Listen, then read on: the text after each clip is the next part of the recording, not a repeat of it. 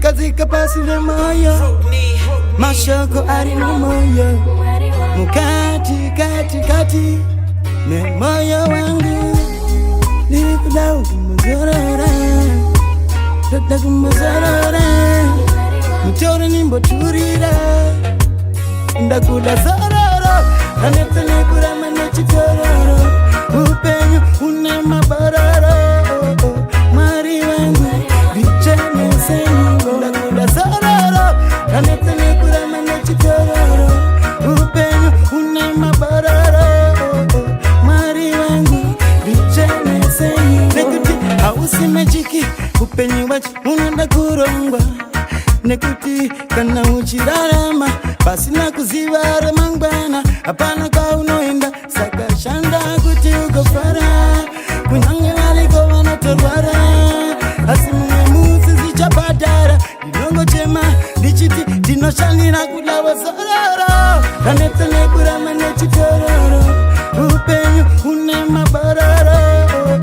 mari wangu vichene sengo ndakuda zororo kanetsene kurama nechitororo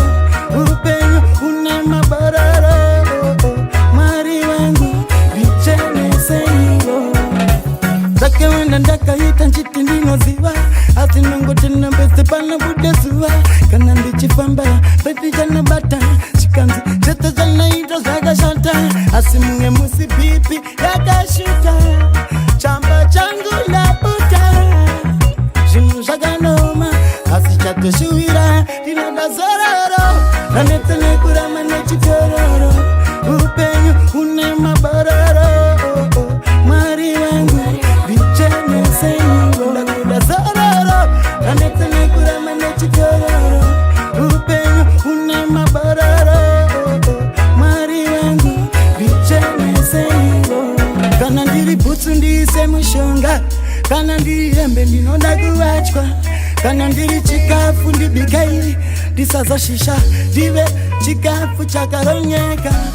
tsoka dzangu padzichatsika mavoko vangu vachabata izwi rangu vanichotaura mwari ndakudawa zororo kanetsene kurama nechitororo upenyu une mabararo mari wangu vichene sengo ndakuda zororo kanetsene kurama nechitororo upenyu une mabararo mari wangu vichene sengo zororo nikuda kumazorora dada kumazorora mutore nimboturira munamwe ndoma ndakakurira